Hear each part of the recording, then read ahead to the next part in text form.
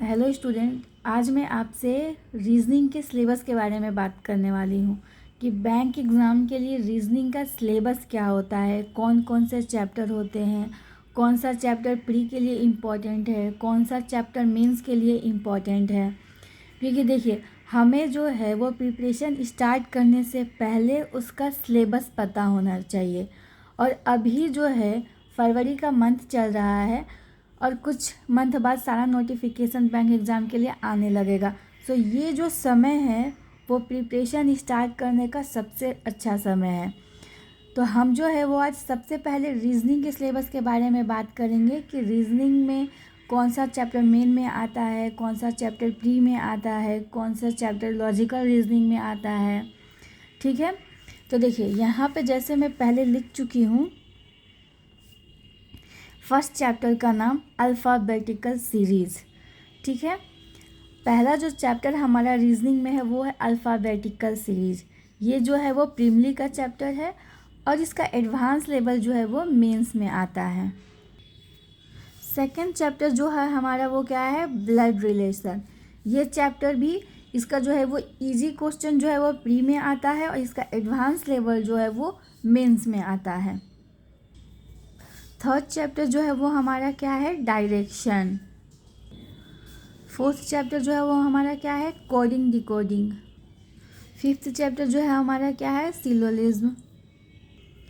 उसके बाद हमारा कौन सा चैप्टर है, इनइक्वालिटी। उसके बाद हमारा कौन सा चैप्टर है, ऑर्डर एंड रैंकिंग। ठीक है, पहला चैप्टर क्या है, अल्फ़ाबेटिकल सीरीज। उसके बाद क्या है, ब्लड रिलेशन।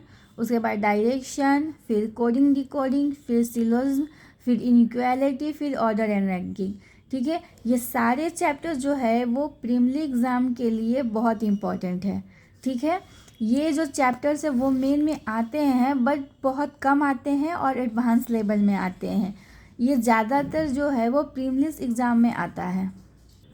उसके बाद जो है वो हमारा puzzle, seating arrangement, input output, data sufficiency और मिसलेनियस, ये जो सारे चैप्टर है वो मेंस के लिए ज़्यादा इम्पोर्टेंट है। ये प्री में आते हैं पर इनका लेवल जो है वो प्री में बहुत ही ज़्यादा, मतलब बहुत छोटे छोटे पजल्स वगैरह, सीटिंग अरेंजमेंट आते हैं।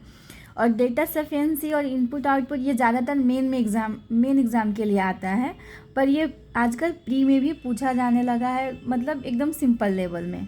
ठीक है, तो ये हमारा जो है वो प्री के लिए इम्पॉर्टेंट है।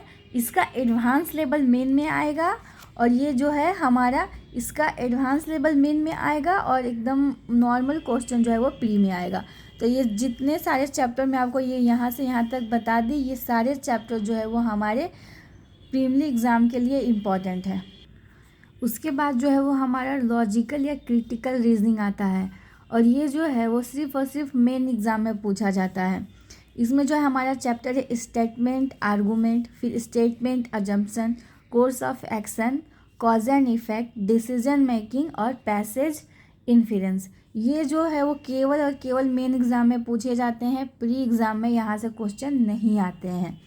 तो ये जो है वो हमारा मेन एग्ज़ाम का चैप्टर्स है और ये जो है और ये दोनों जो है वो हमारे प्री एग्ज़ाम का चैप्टर है।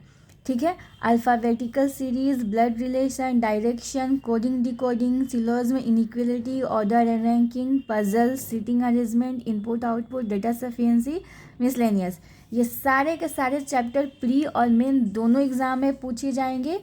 प्री में इनका लेवल कम होगा और मेन में इनका लेवल एडवांस हो जाएगा। ठीक है, लेकिन जो क्रिटिकल और लॉजिकल रीजनिंग है ये केवल और केवल मेन एग्ज़ाम में पूछे जाते हैं।